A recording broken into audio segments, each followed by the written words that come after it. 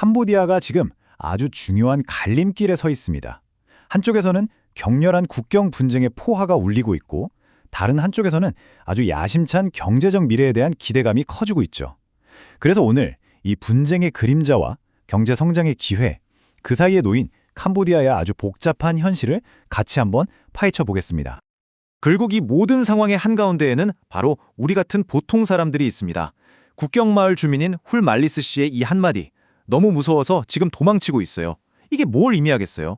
이 분쟁이 그냥 신문 기사 속 글자가 아니라 누군가의 생존이 걸린 아주 절박한 현실이라는 걸 보여주는 거죠. 그 공포가 고스란히 느껴지지 않나요? 아니 근데 불과 얼마 전까지만 해도 사실 희망이 좀 보였거든요. 미국 트럼프 전 대통령이 중재에서 맺은 정전협정이 있었단 말이죠. 근데 그 약속이 그냥 산산조각 나버린 겁니다. 그러면서 국경의 긴장감은 다시 최고조에 달했고요.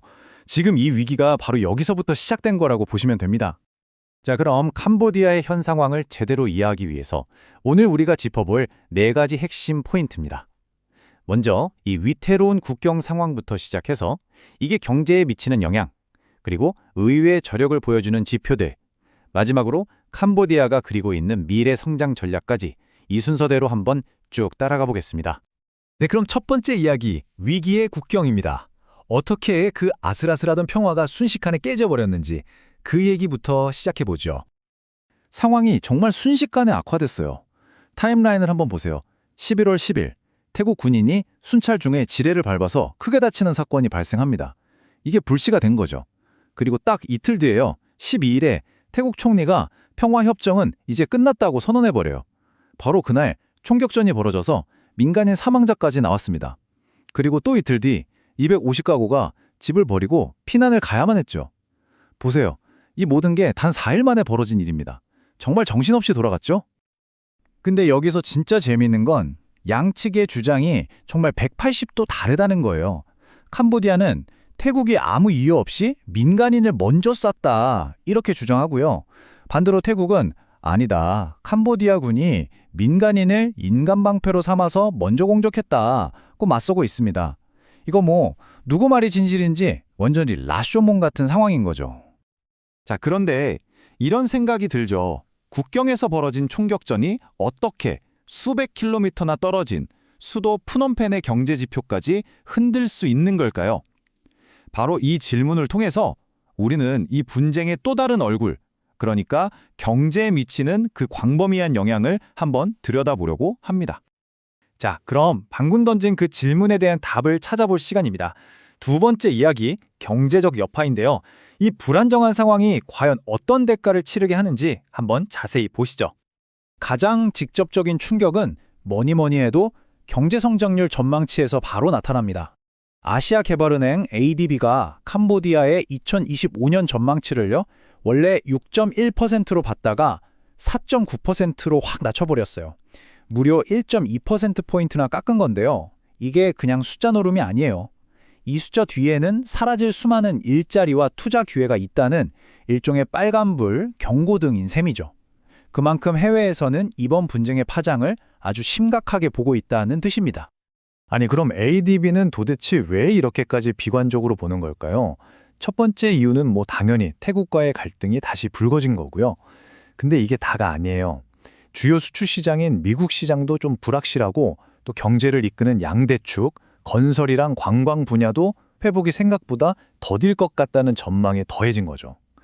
그러니까 말 그대로 엎친 데 덮친 격인 겁니다. 자, 그런데 이야기가 이렇게 어둡게만 흘러가진 않습니다. 반전이 있어요. 놀랍게도 말이죠. 캄보디아 경제가 이런 악재들 속에서도 꽤나 튼튼한 회복력을 보여주고 있거든요. 세 번째 이야기, 회복력의 기반, 그 강점의 증거들을 지금부터 하나씩 보여드리겠습니다. 이 어두운 전망 속에서 희망을 보여주는 첫 번째 숫자, 바로 20.2%입니다. 이게 뭐냐고요? 바로 2025년 상반기 의류 수출 증가율이에요. 엄청나죠? 캄보디아 경제의 심장이라고 할 수 있는 의류 산업이 이렇게나 성장했다는 건데요. 물론 일각에서는 미국 바이어들이 관세 오를까봐 주문을 좀 땡긴 거다, 이런 반짝 효과라는 분석도 있긴 합니다.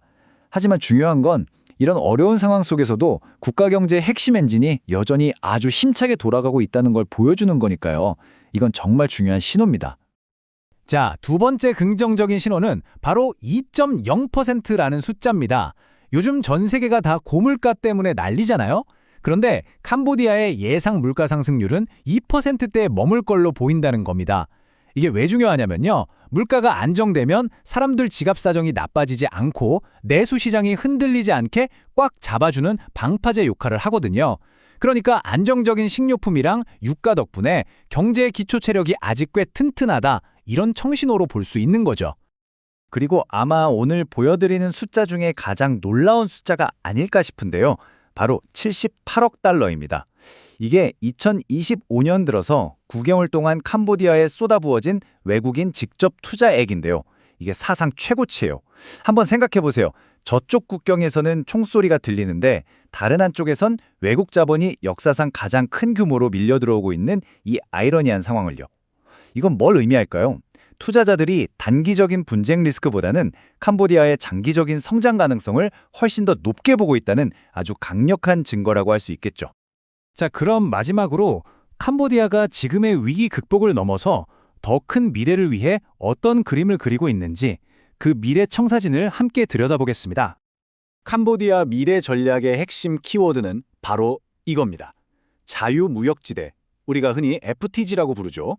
이게 뭐냐면 아주 간단하게 말해서 기업들이 관세 같은 거 신경 안 쓰고 자유롭게 물건을 만들고 가공하고 또 수출할 수 있게 나라에서 지정한 특별 구역이라고 생각하시면 돼요. 근데 이 FTZ 전략이요, 들어보면 꽤나 똑똑하고 치밀합니다. 첫째, 그냥 FTZ만 덜렁 만드는 게 아니라 이걸 대규모 해안 개발 계획이랑 하나로 묶어서 시너지를 내겠다는 거고요. 둘째, 지금 미중 갈등 때문에 중국에서 빠져나오는 공장들 많잖아요. 바로 그 공장들을 유치할 절호의 기회로 보고 있는 겁니다. 그리고 셋째, 이미 성공적으로 운영해본 경제특구, SEZ의 노하우를 바탕으로 업그레이드 하겠다는 거고요. 마지막으로 가장 중요한 건 이제 단순 의류 산업에만 머무는 게 아니라 전자제품이나 자동차 부품 같은 고부가 가치 산업으로 체질을 완전히 바꿔서 글로벌 공급망에서 훨씬 더 중요한 플레이어가 되겠다는 아주 큰 그림을 그리고 있는 거죠. 자, 이렇게 쭉 살펴보고 나니 결국 우리는 마지막 질문에 도달하게 됩니다.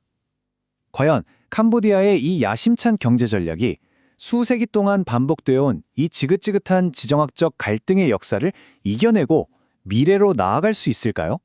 분쟁이라는 과거의 그림자와 경제성장이라는 미래의 빛, 이 거대한 줄다리기에서 과연 어느 쪽이 이기게 될지 그 결과는 아직 아무도 모릅니다.